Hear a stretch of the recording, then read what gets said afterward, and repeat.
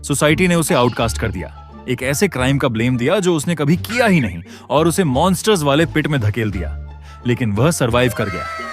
Darkness के अंदर उसने एक मिस्टीरियस पावर जगा ली जिसे कोई कंट्रोल नहीं कर सकता था। अब उसकी तरह आउटकास्ट हुए लोगों के एक ग्रुप के साथ वह एक ही गोल लेकर उठ खड़ा हुआ, उस अनजस्ट वर्ल्ड को बदलना जिसने उन्हें छोड़ दिया। स्टोरी की शुरुआत एक डिस्टोपियन वर्ल्ड से होती है, जहां एक लिटिल गर्ल अपना स्टफ्ड पपी देखकर अपसेट होती है क्योंकि वह फट गया है। उसकी मॉम सुझाव देती है कि उसे फेंक देना चाहिए। हालांकि यह टॉय अभी अभी खरीदा गया था, लेकिन मॉम का मानना है कि अगर इसे सो किया गया तो यह अगली लगेगा।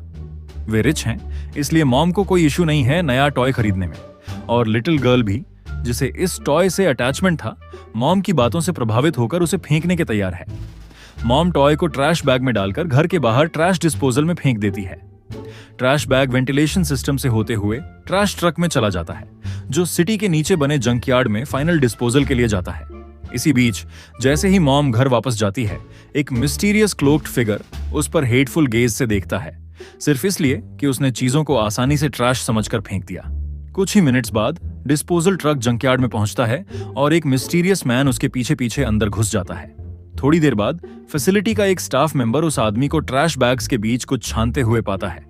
सस्पिशियस होकर गार्ड अपनी गन निकालकर पूछता है कि तुम कौन हो, यहाँ क्यों आए हो?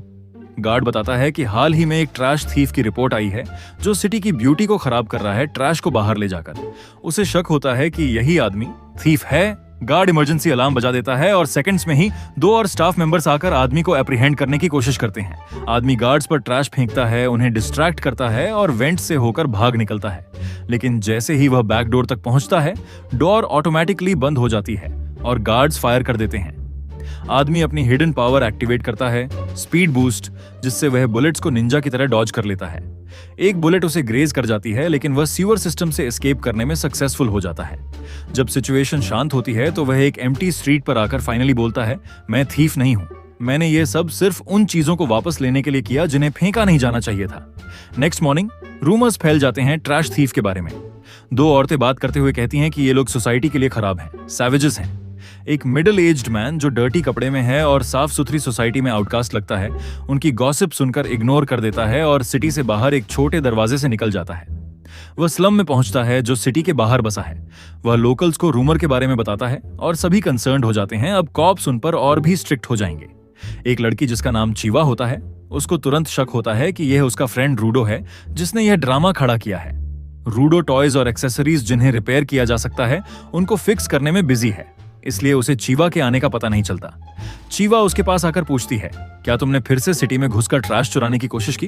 तुम जानते हो यहाँ वेस्ट कंट्रोल कितना स्ट्रिक्ट है, अगर पकड़े गए तो लाइफ भर जेल में सड़ोगे। रूडो जवाब देता है, ये ट्रैश नहीं है, ये पूरी तरह यूजेबल चीजें हैं जिन्हें सिटी के अमीर लोग बिना सोचे फेंक देते हैं। रूडो बताता है कि वह इन चीजों के लिए बहुत बुरा फील करता है जो इस तरह का ट्रीटमेंट डिजर्व नहीं करते, इसीलिए वह उन्हें यहाँ लाया है फिक्स करने के लिए और शायद स्लम के लोगों को सेल करने के लिए। चीवा समझ जाती है रूडो का मोटिवेशन, लेकिन साथ ही वह मन ही मन सोचती है, क्या मेरा दोस्त गार्बेज से प्यार करने लगा है या क्या? तभी स्लम के 3 सेल्फ प्रोक्लेम्ड एलीट्स आते हैं रूडो को बुली करने। बीच वाला लड़का नाक सिकोड़कर कहता है, क्या बदबू है, तुम्हें इस गार्बेज कलेक्टर लूजर के साथ नहीं घूमना चाहिए।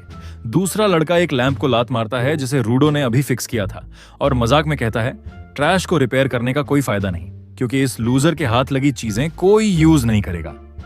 चीवा समझ नहीं पाती कि इन तीनों का प्रॉब्लम क्या है, क्योंकि उसके हिसाब से ये सभी रूडो जैसे ही हैं, पुअर और डर्टी। लेकिन वो लड़का डिसएग्री करता है, क्लेम करते हुए कि हम रूडो जैसे नहीं हैं, हम मेहनत करके इससे निकल सकते हैं। बुलीज के जाने के बाद चीवा रूडो को चीयर अप करती है, तुम एक अच्छे इंसान हो और लाइफ में जरूर कुछ बड़ा करोगे। फिर वह स्टफ्ड पपी को नोटिस करती है। रूडो हिचकिचाते हुए बताता है कि वह उसे गिफ्ट में देना चाहता था, लेकिन चीवा के हाथ बढ़ाने से पहले ही उसकी मॉम आकर उसे खींच कर ले जाती है, चिल्लाते हुए कि इससे दूर रहो। अब रूडो घर लौटता है और अंदर रेक्टो होता है, ये वही आदमी जिसने सिटी में 2 औरतें की गॉसिप सुनी थी। रेक्टो मजाक में रूडो को टीज करता है, चीवा को इंप्रेस करने में फेल हो गए है ना, मैंने सब सुन लिया। लेकिन जोक्स के अलावा रेक्टो जानना चाहता है कि रूडो की कल रात की ट्रैश कलेक्टिंग ट्रिप कैसी रही। रेक्टो कहता है, तुम्हें पैसे कमाने के लिए इतनी मेहनत करने की जरूरत नहीं, तुम अभी बच्चे हो। वह रूडो को बताता है कि हालांकि वे खून से रिलेटेड नहीं है, लेकिन वह उसे फैमिली मानता है। रूडो रेक्टो का शुक्रिया अदा करता है, उसने उसे अडॉप्ट किया था, इसलिए रूडो उसे रीपे करना चाहता है, चाहे वह सिटी से ट्रैश कलेक्ट करना ही क्यों ना हो। रेक्टो रूडो के आर्म पर एक वुंड नोटिस करता है और रियलाइज करता है कि वह शॉर्ट हो गया है। वह तुरंत उसका ट्रीटमेंट करता है और स्ट्रिक्टली कहता है, अब से जंकयार्ड जाना बंद करो। रूडो सोचता है कि यह स्क्रैच कुछ भी नहीं है उन स्कार्स के मुकाबले जो उसे अपने रियल पेरेंट्स की वजह से मिले। वह अपने हैंड्स दिखाता है जो ब्लैक मार्क्स से भरे हैं। फिर भी रेक्टो रूडो को रोकता है कहते हुए, इससे पहले कि कॉप्स तुम्हारी आइडेंटिटी पता लगाएं, रुक जाओ। अगर तुम पकड़े गए तो तुम्हें अबिस में फेंक दिया जाएगा, वही जगह जहां तुम्हारे फादर को डाला गया था। रूडो बताता है कि बचपन से ही उसके अनयूजुअल लुकिंग हैंड्स की वजह से सब उसे डिस्पाइज करते थे, लेकिन जब से रेक्टो ने उसे ग्लव्स दिए उसमें कॉन्फिडेंस आया है। रेक्टो फिर से रूडो को टीज करता है, जल्दी करो और चीवा को वह स्टफ्ड पपी दे दो, साथ ही एक चीक पर किस भी।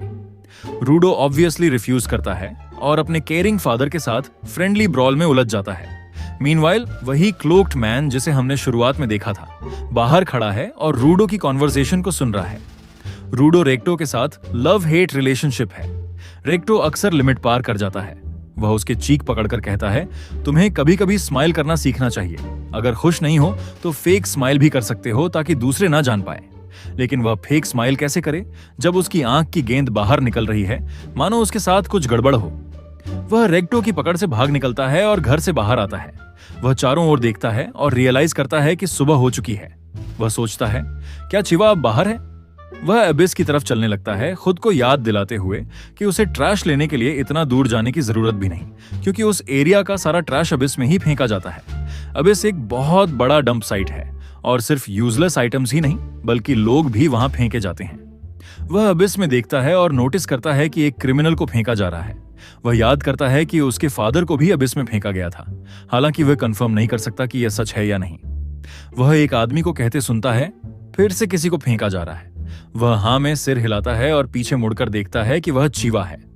वे एक दूसरे को ग्रीट करते हैं और चीवा एडमिट करती है कि उसे वहां आकर रूडो को देखना रेयर है।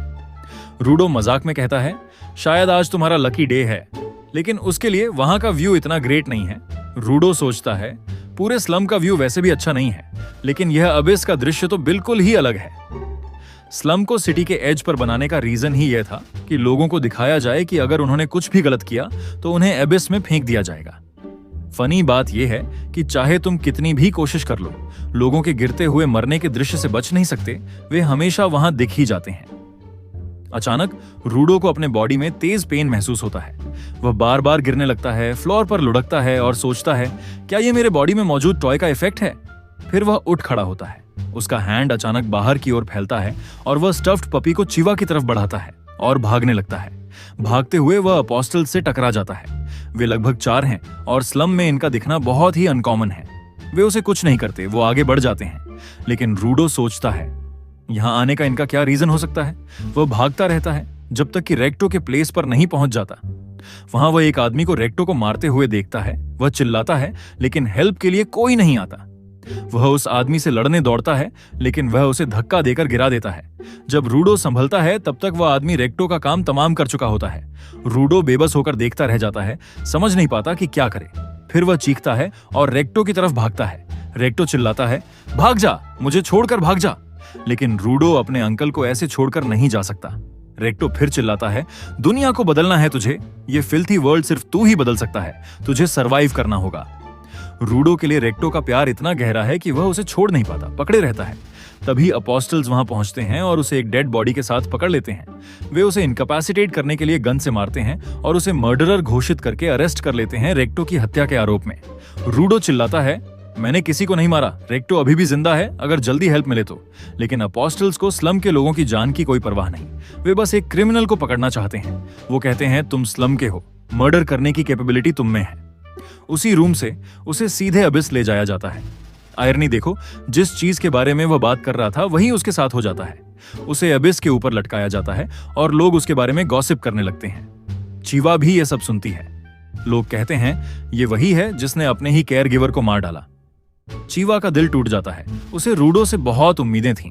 जैसे ही उसे अबिस में फेंकने की तैयारी होती है, अपोस्टल्स घोषणा करते हैं, ये क्रिमिनल है और अबिस में फेंके जाने का हकदार। लोग नारे लगाने लगते हैं, slum to abyss, slum to abyss. Trudeau सोचता है, क्या कोई है जो मेरी सुनने को तैयार है? मैंने यह नहीं किया, लेकिन कोई विश्वास नहीं करता। वह क्राउड में चीवा को देखता है। वह एक फेमिलियर फेस है, लेकिन उसकी नजरों में भी कॉन्डेमनेशन है। चीवा मन ही मन सोचती है, मैंने तुम पर भरोसा किया था। दूसरे तुम्हें मर्डरर कहते थे, मैंने तुम्हारा साथ दिया, लेकिन तुमने मुझे धोखा दिया। वह स्टफ्ड पपी जो रूडो ने उसे दिया था ग्राउंड पर गिरा देती है और डिसअपॉइंटमेंट में वहां से चली जाती है। रूडो को लगता है कि उसके लिए एक अच्छा शब्द कहने वाला भी कोई नहीं। उसे पहले ही कन्विक्ट कर दिया गया था और यही उसके लिए सबसे बड़ी वजह है सबसे नफरत करने की। वह प्रतिज्ञा करता है, मैं बदला लूंगा, लेकिन सवाल यह है कि कब, क्योंकि उसे अबिस में फेंक दिया जाता है और डार्कनेस उसे घेर लेती है। वह अपनी लाइफ को अपने से दूर जाता हुआ फील करता है। उसके सामने विजन्स आने लगते हैं, उसकी आंखें बंद होती हैं और फिर अचानक वह अपनी आंखें खोलता है, लेकिन इस बार दुनिया में नहीं बल्कि ट्रैश के एक समुद्र में। वह समझ जाता है, मुझे सच में अबिस में फेंक दिया गया है। वह चारों ओर देखता है, आवाजें, हलचल सुनाई देती है। वह जानता है कि जो उसका इंतजार कर रहा है वह कुछ फ्रेंडली नहीं होगा। उसने सुना था कि अबिस डार्क है, लेकिन वह नहीं जानता था कि यह अर्थ पर ही एक हेल है। वह इस हेल से कैसे सरवाइव करेगा? नेक्स्ट पार्ट के लिए वेट करो।